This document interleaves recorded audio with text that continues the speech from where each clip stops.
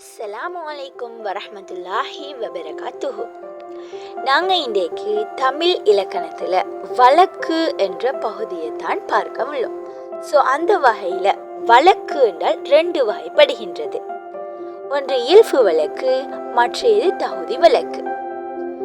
இயல்பு வழக்கு எடுத்துக்கொண்டால் இயல்பு வழக்கு 3 வகைகளாக பிரிகின்றது. இலக்கணம் உடையது, இலக்கணம் போலி, மறு என்று 3 வகையாக இந்த இயல்பு வழக்கு பிரிகின்றது. முதலாவது தான் இலக்கணம் உடையது. இலக்கணம் உடையது அப்படின்னு சொன்னால் இலக்கணக்காரர்களால் விதியாக்கப்பட்டவை.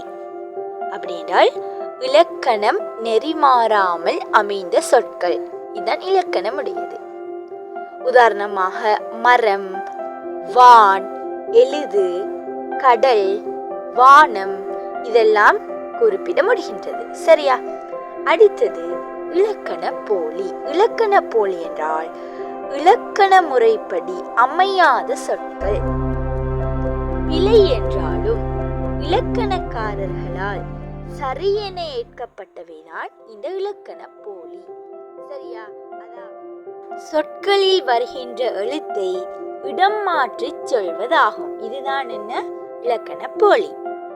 ஓகே, நாங்கள் அதுக்கு எக்ஸாம்பிள் பார்த்தால் மூன்றில் இல்முன். சரியா? நுனிக்கிளை, கிளை நுனி, வாய்க்கடை, கடைவாய், வாயில், இல்வாய் என்றெல்லாம் பிரிக்க முடியும். சரியா? அடுத்தது மறு அப்படி கொள்ள இலக்கண நெறியிலிருந்து பிறழ்ந்து சிதைந்து வழங்கும் சொற்கள் தான் இந்த மறு. சரியா?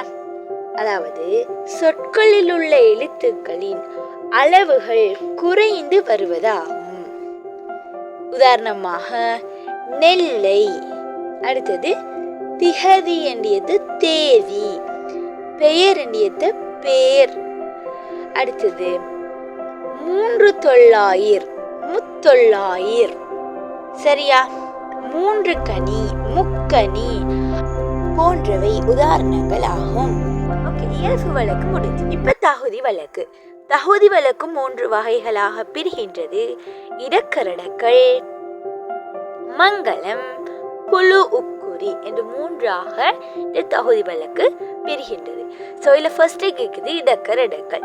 இடக்கரடக்கள் என்றால் என்னன்னு பார்த்தால் சஃபையில் சொல்லத்தகாத ஒரு சொல்லை மறைத்து வேறொரு வகையில் சொல்வதுதான் இந்த இடக்கரடக்கள்.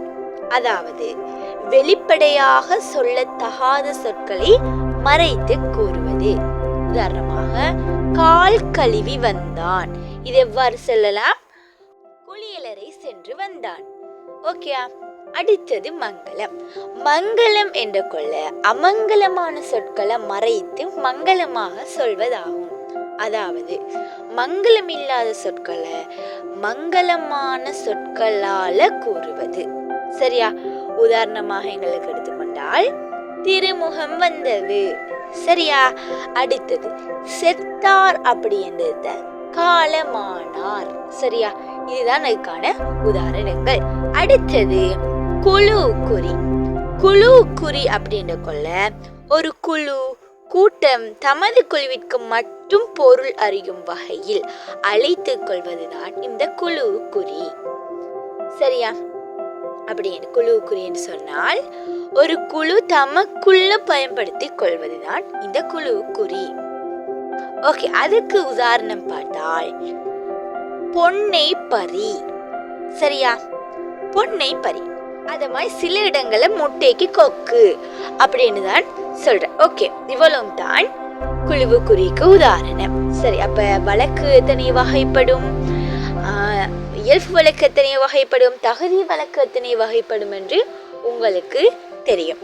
ஓகே, உங்களுக்கு வழக்கு என்றால் என்ன என்பது பற்றி புரிந்திருக்கும் என்று நான் நினைக்கிறேன். நன்றி.